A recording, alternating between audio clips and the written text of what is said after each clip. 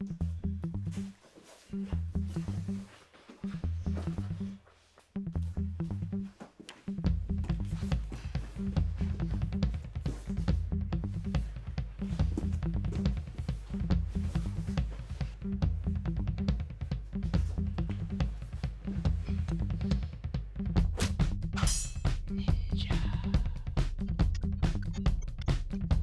guys, Sensei George here. I hope everyone's staying safe during the COVID-19 quarantine, but I also hope that you're staying on top of your training.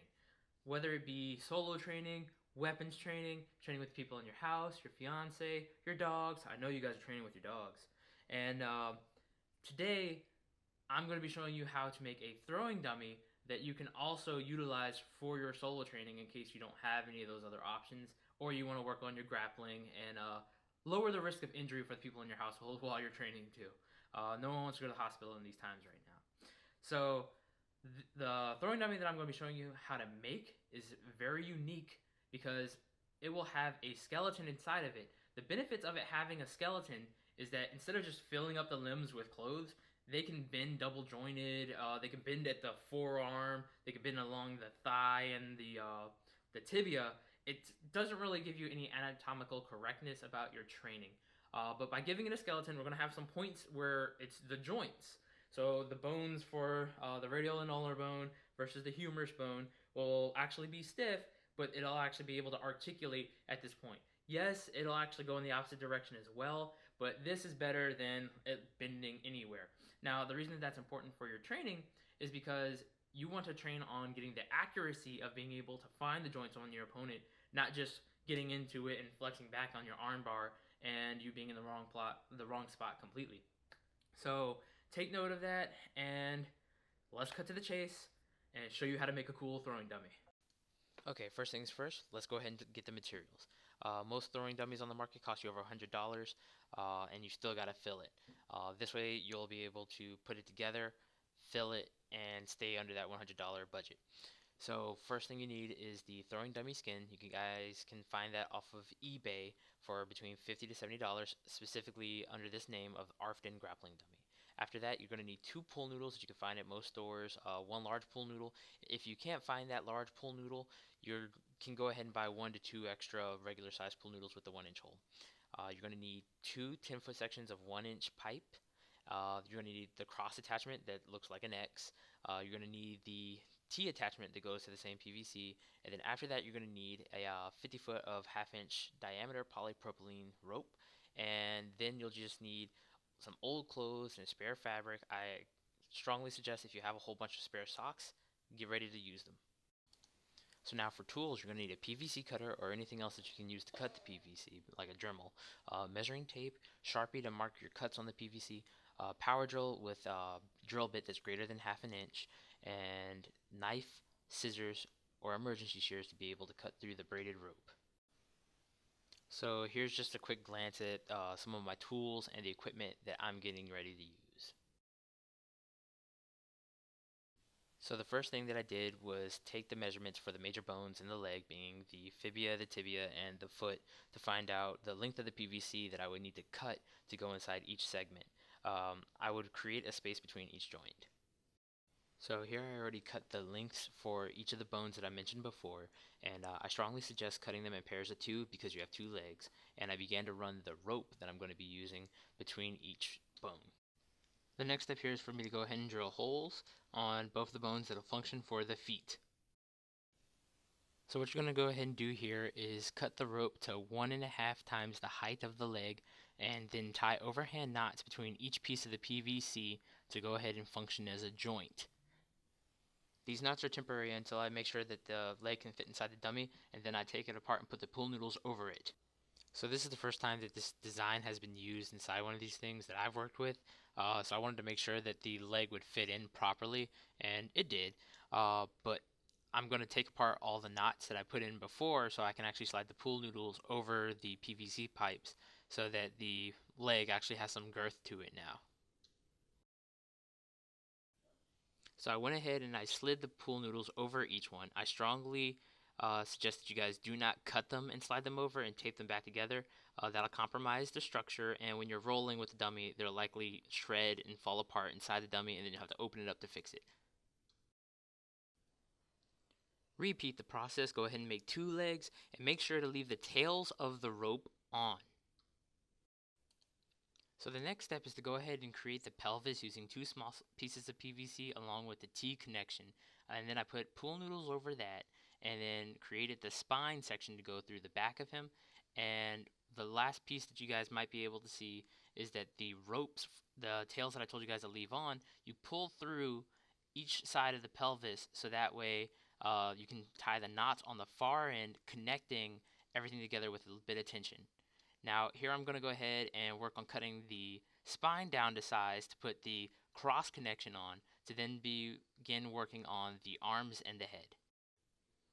So this is where I use the large pool noodle. I went ahead and I cut it to fit the gap between the pelvis and the cross section.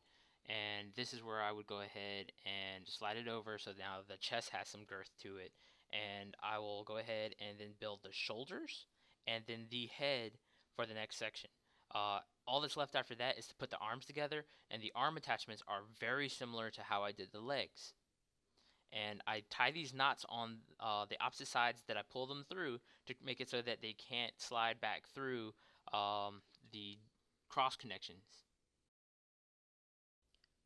So while I'm working on his shoulders and putting things together in the video, I'm just going to take this minute to go ahead and remind you guys that you can hit that like and subscribe button to see any future release videos on What Would Ninjas Do.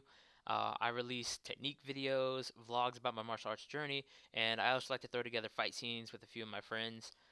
So if you guys are interested in that type of material, and eventually I'm going to be doing equipment reviews of all the different things that I use during my training, go ahead and hit that subscribe button. I appreciate the support, and let me know in the comments if you guys end up trying to actually make this dummy yourself, and let me know if it worked out for you.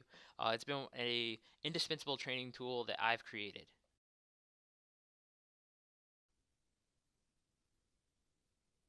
Okay, so now we're on to the head construction. I went ahead and slid the pool noodle over the PVC, tied a knot. Few consecutive overhand knots or a surgeon's knot would do pretty fine here. Slid it through the cross connection and tied a knot there, and then reattached the cross connection to the PVC in the chest. Now, this is going to be a very loose connection for the neck, but that's actually something that you want, so that way you can still work your chokes and feel like you're digging under the opponent's chin, and then the head has a little bit of maneuverability. A lot of these dummies tend to have very stiff necks, and it doesn't work well. So this is the last step of the skeleton. I use some spare rope and I go ahead and I tie a knot at the base of the rope before the head and at the top of the rope. So that way it prevents the PVC from sliding up and down, or the pool noodle from sliding up and down when there's some tension applied. And this pretty much finishes the skeleton, and then the next step is to go ahead and fill it. So here's a quick glance at the skeleton after I pretty much finished everything. You'll see some loose strings hanging out. What I suggest you to do is to tape the edges very close to the joints. Go ahead and cut them over where the tape is, and then to tuck the rest of the string inside the PVC that's closest to it. So now is when you break out all the spare clothes you got. I advise you to ask your friends if they have any clothes they're throwing away to get them. This is the first step that I did to stuffing the dummy. I used some spare clothes. I wrapped it around the foot, and what I did was I tucked all the fabric that I wrapped around the foot inside one sock. And what that did was it created a soft cushion around the PVC that represented the foot, and the heel that sticks out was still accessible, so you could practice your ankle locks and your heel hooks on this.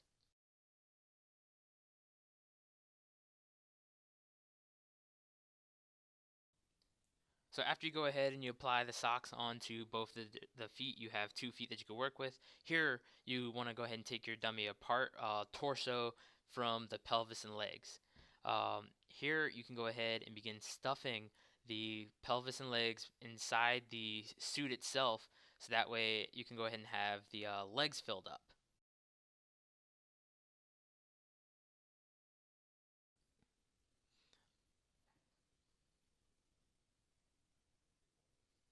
On to the next step. So what we're going to do here is actually work the legs inside the dummy suit itself, and it's going to take a little bit of work. You're going to wiggle it through, opening up the fabric, slide it in a little bit deeper, and go ahead and brace it against yourself and work on shimmying the legs in deeper and deeper so that way they fill all the way to the end, and you are going to work the foot to actually fit in so that the toes are facing upright. And as you can imagine, the next step you would do is go ahead and do the exact same thing and fit the torso inside.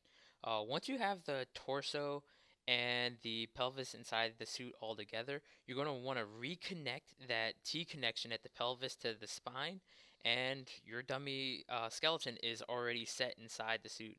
The very last step that you're going to do is use any spare fabric that you may have and go ahead and stuff it back inside the suit so it'll be plump and you can actually work around it very well. One other thing that I did was I used the spare pool noodles, sliced them up, and filled them in on the sides of the torso as well. Use as much of the pool noodle as you can so you don't have to rely on the fabric. Last but not least, give your new homie some threads. Put a gi on them, because you know everyone wants to practice gi chokes. And this is one of the ways to do it. What I strongly suggest is sliding the sleeves over the dummy and then flipping it from in front of his chest over his head onto his back, and then you can go ahead and close it up, and now your guy has a gi on him.